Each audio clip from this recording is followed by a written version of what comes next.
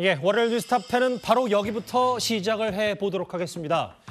송영길 전 대표, 전당대회 돈봉투 의혹이 불거진 이후에 조기 귀국을 거부해오다 프랑스 기자회견에서는 정치적 책임을 지고 탈당하겠다 이렇게 말을 했었습니다.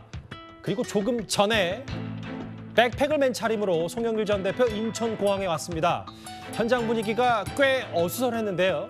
먼저 귀국하자마자 어떤 메시지를 내놨는지 송영길 전 대표 목소리부터 들어보겠습니다. 국민 여러분과 당원 동지 여러분께 심려를 끼쳐드려서 대단히 송구스럽다는 말씀을 드리겠습니다. 돈봉투 의혹에 대해서 모르겠다는 입장 그대로 전하셨습니다. 저로 인해서 발생한 일이기 때문에 제가 책임 있게 문제를 해결하는 데 앞장서겠습니다. 그리고 검찰은 주위 사람들을 불러서 주변을 돌기보다는 오늘이라도 저를 소환하면 적극 응하겠다는 말씀을 드리겠습니다.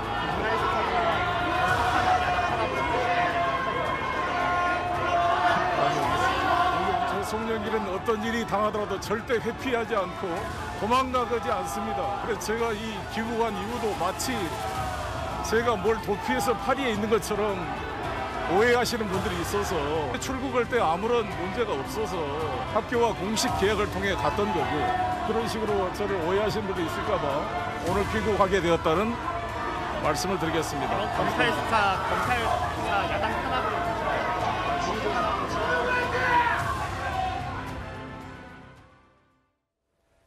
검찰 수사 야당 탄압으로 보시냐 이 질문에는 일단 송 전 대표 답을 하지 않았습니다.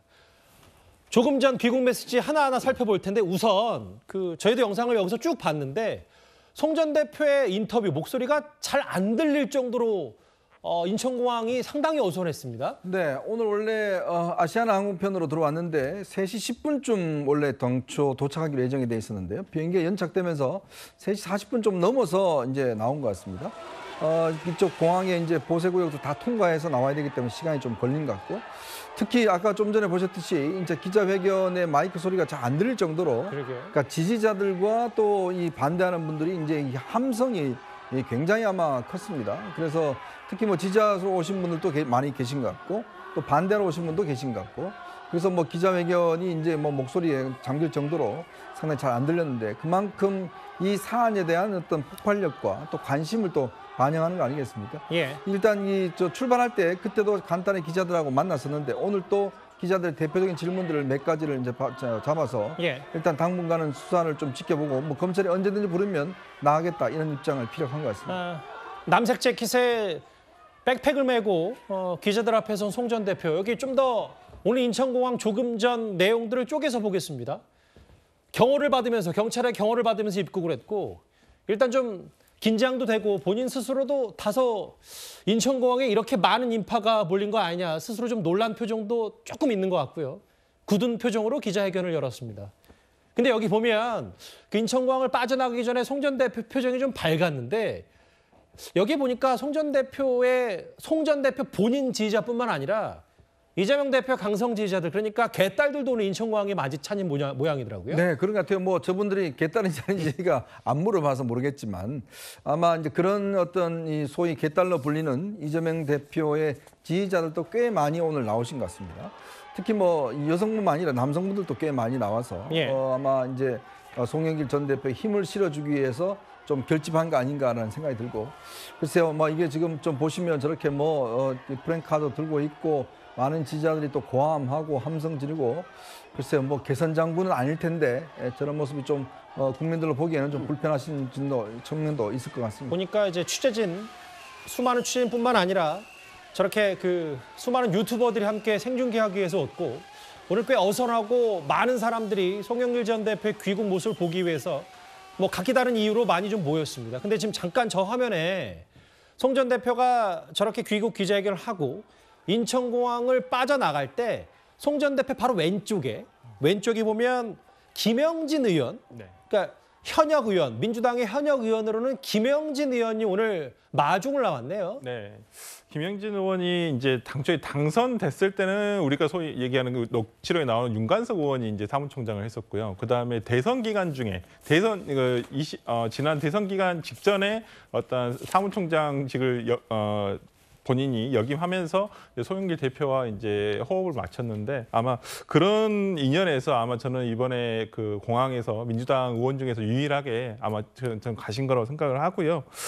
본인이 뭐 라디오 인터뷰에서도 얘기를 했지만은 어떤 그 송영길 대표에 대한 아직까지의 무고함에 대해서는 본인은 믿고 있다. 그리고 뭐 후보가 직접 어떻게 돈 관리를 하겠느냐라며 하면서 그 무고함을 아직도 믿고 있다라고 지금 얘기를 하고 있기 때문에 저는 그래도 민주당에서 저는 송영길 대표가 탈당을 하더라도 어떤 민주당 인사로서 이 부분에 대해서 아직은 믿음을 가지고 있다라고 생각을 하고 또 민주당에서도 송영길 대표가 스스로 탈당한다라고 얘기를 하신 만큼 그 무고함을 다 입증하고 난 다음에는 다시 돌아오실 수 있도록 하지 않을까 생각합니다. 현직 의원으로는 김영진 의원만 간 거죠? 네, 저는 그렇게 알고 있습니다. 그러면 김영진은 어쨌든 그 송영길 전 대표 지도부 체제에서 사무총장을 지내기도 했지만 네. 실제로 저기 지금 자막에 나오는 것처럼 이재명 대표의 최측근 그룹인 7인의 소속이기도 하고요. 네. 근데 이제 7인의 소속이긴 한데 지난 그 개항 출마도 상당히 인천 개항구 출마 국회의원 출마도 상당히 반대를 했었고요. 예. 그 당시부터 그래서 뭐 돌아선 건 아니냐. 근데 김영진 의원 뭐 제가 뭐 의원실에 있는 분들한테 얘기 들어보니까 뭐 이렇게 예를 들어서 뜻을 달리했다 해서 뭐 이재명 개 7인에서 탈퇴했다거나 뭐 그러지는 않은 것이고 이제 본인이 판단했을 때는 나가지 않는 게 훨씬 낫지 않겠느냐라고 아마 생각을 했다라고 해서 뭐 7인회가 뭐 그렇게 결속력이 아주 강한 어떤 집단은 아니거든요. 그렇다고 한다면 뭐 이것이 꼭 이재명 대표와 연결지어서 생각할 것은 아니라고 봅니다. 현장이 꽤 오늘 복잡했어요. 김영진 의원 모습도 잠시 보였고. 귀국 메시지의 핵심은 이건 것 같습니다. 송 전 대표 도피를 오해했다. 몇몇 일부에서. 절대 회피하지 않고 도망가지 않는다. 도피해서 파리에 있는 것처럼 오해하시는 분들이 있어 귀국했다. 검찰은 오늘이라도 소환해달라. 어떻게 좀 들으셨어요? 제1야당 대표였었고요. 그때는 집권여당의 대표였죠. 그 당대표 하셨던 분이고 비중 있는 정치인이기 때문에 도망이나 도피는 불가능하죠. 그러니까 신체적으로 도피를 한다는 건 있을 수 없는 일이고 따라서 파리에 계속 있었던 것에 대해서 민주당 내부에서나 아니면 국내에서 일정 정도 부정적 여론이 형성됐던 건 뭐냐면 도피할까 봐라는 생각보다는 왜 책임지는 모습을 지지 않느냐라는 저는 그런 의문이고 우려였다고 생각을 합니다. 그렇기 때문에 뭐 지금 송영길 대표가 오늘 도착해서 도피로 오해할까 봐 귀국했다는 이야기는 제가 볼 때 조금 문맥상 좀 이야기가 좀 과도한 표현인 것 같고요. 예. 여당 대표였던 사람이 어디로 도피를 할 수 있겠습니까? 저는 그런 몸의 도피가 아니라 태도, 그다음에 이 사건을 대하는 입장이나 방식에서 자꾸 발을 빼려는 게 아닌가? 아니면 좀 칸막이를 치려는 게 아닌가? 뭐 이런 식의 좀 미적지근한 태도에 대해서 국민들이 좀 분란을 가질 수 있다는 생각을 분명히 좀 송영 대표도 해야 될 것 같고요. 예. 뭐 도피하지 않고 왔기 때문에 그러면 떳떳하게 왔으면은 뭐 오늘 밝힌 대로 검찰이 부르면 소환에 응하면 될 것 같고요. 문제는 지난 22일 날 파리 기자회견에서 마찬가지고 오늘 와서도 마찬가지입니다만 마찬가지로 돈봉투 사건 자체에 대해서는 본인이 아직도 모르고 있다. 내가 자세한 내용을 모르고 파악해 볼 것이다. 주범이 아니다라는 식으로 지금 사실상 발뺌하거나 부인하는 태도를 일관되고 있는 거 아니겠습니까? 예. 그렇다고 한다면 이게 몸은 국내에 들어와서 도피하지 않고 수사에 임한다고 하지만 지금 입장이나 방법으로는 상당히 지금 거리를 두면서 자기는 아니다, 모르다. 이게 모르쇠를 일관하는 거, 발뺌하는 게 되는 거거든요. 저는 그런 부분에 대해서 송영길 대표가 과연 그 입장을 끝까지 견제할 수 있을지 그게 궁금하고 그게 만약에 민주당 내 최근에 제가 알기로는 전반적인 당내 문화가 그런 것 같아요. 이재명 당대표가 온갖 혐의나 비리 의혹에 대해서 또 관련자의 진술이나 증언에도 불구하고 모른다.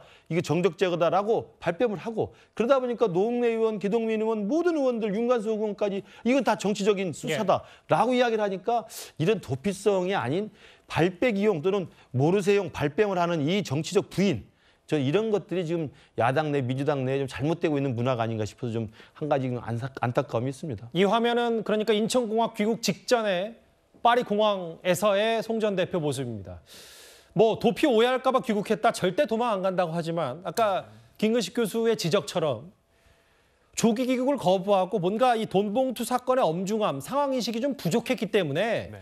누군가는 봤을 때 도피라고 여긴 거 아니냐. 이거에 대해서는 어떻게 판단하세요? 그러니까 도피라고 한다는 것은 이제 뭐 사건이 터진 다음에 일단 뭐 예를 들어서 출국을 한다든지 아니면 지금은 벌써 유학을 가신 지가 벌써 한 6개월 차, 거의 4, 5개월 차 되던 상황 아니었습니까? 예. 그런 사이에 나온 것이고 그리고 저는 인터뷰를 마친 후에 토요일 날 인터뷰를 마친 후에 바로 들어왔다는 점에서 어떤 도피라고 보기에는 좀 어렵다. 그리고 어떤 책임 있는 정치인으로서의 모습을 보여주신 것은 아닌가 생각이 들고요. 예. 뭐 저는 조금 당부드리고 싶은 것은 상황 파악을 하기 위해서 예를 들어서 관련자들하고 이걸 상황 파악하려고 물어보는 건데 예. 검찰에서는 자칫 이것을 증거인멸할 수 있다라고도 볼 수 있거든요. 예. 그렇기 때문에 저는 그냥 오히려 여기 지금에 오히려 돌아오셔서 그냥 가만히 계시는 게 그러니까 누군가 뭐 이것을 알아보기 위해서 관련자들과 연락하는 것을 조금 자제하시는 게 더 낫다. 이거 송영길 전 대표가 그럼요. 예, 그게 옳은 방향이죠. 그렇죠. 예. 본인뿐만 아니라 예. 그 상대방한테도 상당히 이것이 증거인멸의 우려가 있다는 영장 청구의 사유가 될 수도 있기 때문에 예. 오히려 그냥 언론을 통해서 조금 확인을 하시는 게 낫고 본인이 곰곰이 한번 당시의 일을 이렇게 되돌아보면서 어떻게 했었고 또 이런 오해가 있으면 이렇게 이건 정확하게 이런 것이다라고 오히려 혼자 정리를 하시는 게 오히려 지금으로서는 알겠습니다. 오히려 오해 사실 수 있는 것을 막을 수 있다고 봅니다. 저는. 조금씩 본론으로 가기 전에 잠깐 이 화면을 저희가 좀 보겠습니다. 앞서 영상에서 한국행 비행기에 오르기 전에 그 파리 공항의 송 전 대표 모습을 잠깐 비춰줬었는데 이게 최근에 한동훈 장관과 비교가 되면서 뭐 정치인이니까 뭐 동작 하나, 뭐 소품 하나하나마다 여러 정치적 해석이 나오는데 구자영 차장 보셨을 때는 좀 어떻게 생각을 하세요? 뭐 다분히 일부러 저 책을 골라서 들었지 않았을까 하는 생각이 들 정도로 너무 좀 똑같은 모습이 좀 연출이 됐고요. 뭐 색깔까지 좀 맞췄지 않습니까? 이렇게 빨간 책을 이제 들었는데 일반적으로 뭐 공항 갈 때 책을 늘 들고 다니셨는지는 모르겠습니다만 오늘같이 엄중한 시기에 저 책을 골라서 들고 온 것은 자신의 심정을 저 책에 좀 투영한 것이 아닌가 하는 생각이 듭니다. 예. 그러니까 송 전 대표의 의중을 좀 해석을 하자면 저 책이 이제 로버트 오펜하이머의 이제 평전인데 예. 이 로버트 오펜하이머는 이제 미국이 핵무기를 개발했을 때 이 맨하탄 프로젝트를 이렇게 주도적으로 핵무기 개발할 때 주도적인 역할을 한 분입니다. 예. 그런데 이분이 핵무기 개발한 이후에 소련 스파이 혐의를 받아가지고 어떻게 보면 이제 누명을 써서 이제 상당히 오랫동안 이제 핵무기 개발 프로젝트에서 배제가 됐거든요. 예. 그런데 이분이 사후에 55년이 지난 후에 이분은 혐의가 없다, 잘못됐다라고 해서 이제 혐의를 벗은 이런 역사적 인물입니다. 이제 그러다 보니까 예. 송 전 대표는 내가 지금 돈봉투 사건으로 여러 의혹을 받고 있지만 언젠가는 나에 대한 혐의가 벗어질 수 있다. 이 얘기를 저 로버트 오펜하이머의 평전을 통해서 얘기하고 싶어 하지 않았던 것인가. 뭐 해석을 하자면 좀 그런 것 같습니다. 예. 예전에 송영길 전 대표가 국회에서 이런 연설을 한 적이 있어요. 미국은 핵을 5,000개를 갖고 있는데 북한이 뭐 한 50개 갖고 있다는 거 그게 뭐가 문제가 되냐는 이야기를 해서 굉장히 한번 논란이 된 바가 있습니다. 예. 그러니까 미국이 가지고 있는 핵과 북한이 가지고 있는 핵을 그냥 숫자로만 평등하게 비교를 해서 미국은 5,000개 갖고 있는데 왜 50개 갖고 있는 저 북한한테 못 가게 하나 이런 식으로 이야기해서 굉장히 논란이 됐거든요. 그 핵이 어떤 성격이냐 중요합니다. 미국의 핵과 북한 핵은 완전히 다르죠. 예. 북한 핵은 우리를 공격하기 위해서 있는 겁니다. 근데 그거를 마치 미국에 어선 그만큼 있기 때문에 이쪽도 가져된다는 이야기를 하고 있는 거 아니겠습니까? 그런 분이 저 오펜하이머 책을 글쎄요. 뭐 읽으면서 어떤 생각을 하시는지 모르겠지만 본인이 뭐 통일을 위해서 이 정치를 계속 하겠다고 이야기를 하시는데 기본적인 개념부터 좀 저는 잘못된 게 아닌가 이런 생각이 듭니다. 그 빨간 책도 책이지만 이현정 의원 보시기에도 저 어두운 색깔의 의상과 빨간 책 왼손에 들고 이것도 진짜 다분히 한동훈 장관 좀 의식해서 했다고 보세요? 글쎄 뭐 의식했다기보다는 뭐야 책 색깔이 그래서 그런 게 아닌가 싶은데 예. 앞으로 빨간색이 좀 유행하겠네요. 왜냐하면 돈봉투 얘기에 대해서 한동훈 장관이 또 여러 비판적인 언급을 했고 오기 전에 이런 얘기를 했기 때문에 뭐 주목은 당연히 좀 됐었던 것 같습니다. 그럼 조금씩 더 송영길 전 대표 귀국 관련된 본론으로 가보겠습니다. 지난 토요일 밤 파리 현지에서 있었던 송 전 대표 기자회견 그 내용도 잠시 듣고 오겠습니다. 지난 대선 때 이재명 후보 당선을 위해 정권교체 프레임을 정치교체 프레임으로 바꿔보고자 총선 불출마를 선언했습니다.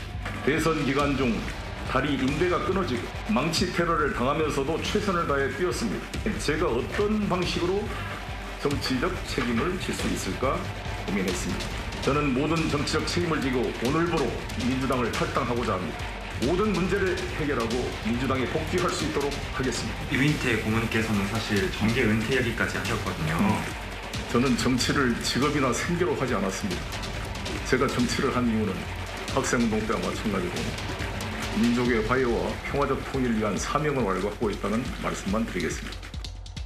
이재명 대표도 좀 만날 계획 있으실까요? 조기 귀국하시는 심경 한마디만 좀 부탁드립니다. 가서 잘 좀 보겠습니다. 여러 가지로 어제 기자회견 때 말씀드린 그 심정대로 가서 차분하게 사태를 해결하도록 노력하겠습니다. 특히 송 전 대표 파리 기자회견 내용 중에 이 부분이요. 대선 기간 중에 이재명 대표 대선 당선을 위해서 다리 인대가 끊어지고 망치 테러를 당하면서도 최선을 다했다. 뭐 탈당 얘기보다도 오히려 이 얘기를 좀 주목하는 이유도 분명히 좀 있을 텐데요. 그러니까 사실 저는 그 이심송심이라는 이야기가 계속 나오지 않습니까? 그러니까 당시에 당대표로 당선되었던 것도 사실은 당시 경기도지사 이재명 지사 측근들 또는 그쪽 지원했던 분들의 상당한 정도의 물심양면의 지원을 받았다는 분위기가 있고요. 또 당대표가 된 이후에도 대선 후보 경선 과정에서 노골적으로 이재명 대표 편을 많이 들어줘서 대선 후보를 결선 투표 없이 1차에 이재명 후보로 결정짓게 하는데 상당히 송영길 대표가 그때 큰 역할을 했기 때문에 예. 이심송심이라는 정황상 이야기가 많이 나오는데 이심송심이 어떤 의미에서 이게 또 후폭풍이 가능할 수 있냐면요. 지금 나온 것처럼 내가 그렇게 열심히 했고 망치 테러도 당했고 다리가 인대가 끊어졌음에도 불구하고 휠체어를 타고 정말 불철주야 이재명 대표의 당선을 위해서 열심히 했다라는 이야기를 굳이 꺼내는 이유는 이재명 대표에게 들으란 이야기로 들릴 수밖에 없죠. 그러니까 나를 끊어내고 나로서 꼬리 자르게 하면서 당과 나를 분리하면서 내가 모든 걸 덮어쓰고 갈 수는 없다라고 하는 것을 직접 표현은 못하지만 간접적으로 우회적으로 내가 우리 당을 위해서 그리고 내가 이재명 대표 당선을 위해서 또 이재명 대표의 대선 경선 그 선출을 위해서 후보 선출을 위해서 얼마나 내가 힘을 실어줬느냐라고 하는 것을 간접적으로 자꾸 암시함으로써 이재명 대표로 하여금 송영길 대표에 대해서 일정 정도의 보호막을 쳐줄 것을 요구하고 있는 거라고 보고요. 예. 만에 하나 그런 게 있을 수 있습니다.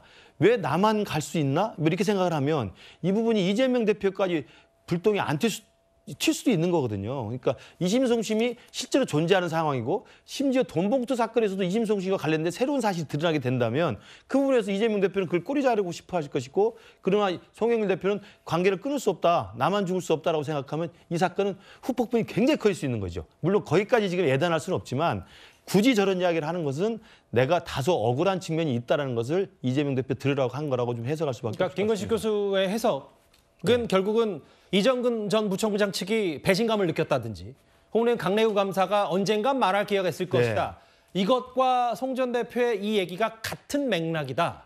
가능할 수도 있다는 거죠. 왜냐하면 이심송심이 어느 정도 이심송심의 현실적인 내용이 있는지 모르기 때문에 그게 드러날 경우를 대비해서 만약 이정근, 강내구 그리고 송영길 정도에서 만약에 분리하려고 한다면 알겠습니다. 그쪽에서 가만히 있을 필요는 없다는 거죠. 근데 파리에서 했던 얘기 중에 이 얘기 있었잖아요. 그러니까 유인태 전 사무총장이 정계 은퇴 얘기했던 부분.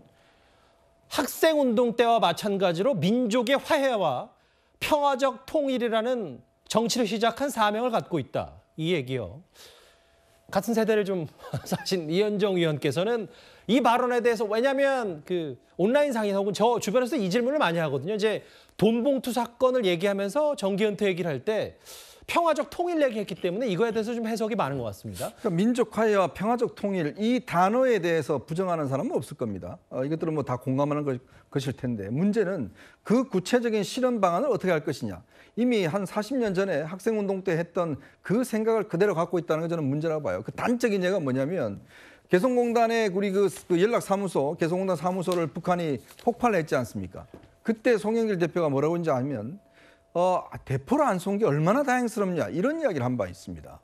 아니 북한이 우리의 시설, 우리의 재산을 갖다가 폭발을 했는데 그게 대포로 안 쏘여서 이게 얼마나 다행스럽습니까? 이런 이야기를 한 바 있어요. 제가 아까 좀 전에 말씀드렸듯이 북한 핵에 대한 인식도 마찬가지입니다. 북한 핵과 미국 핵은 똑같은 것인데 왜 많이 가진 사람이 적게 가진 사람한테 가지지 말라고 이야기하는지 이 사고방식을 갖고 있거든요. 아니 이거는 제가 볼 때는 정말 모르겠습니다. 저도 뭐 예전에는 그런 비슷한 생각을 만약 학생 운동권이 했을지는 모르겠지만 지금 이 시점에서 북한의 핵이라는 거는 우리의 직접적인 위협이 되는 겁니다. 그러면 송영길 대표가 지향하고자 하는 민족 화해와 평화적 통일은 뭐냐? 결국은 어떤 면에서 보면 북한의 핵을 용인하고 북한의 도발을 용인하는 그런 방식이 아닐 것인가. 그런 방식이라면 저는 정치 빨리 그만두시는 게 좋을 것 같다. 만약에 그런 방식으로 통일을 위해서 계속 저렇게 정치 활동을 하신다라면 저는 굉장히 우리가 위험할 것 같다라는 제 개인적인 말씀을 좀 드리겠습니다. 일단 돈봉투 의혹과 관련해서 송영길 전 대표는 파리에서부터요. 정치적 책임은 지겠다 이러면서도 핵심 의혹에 대해서는 전면 부인하고 있습니다.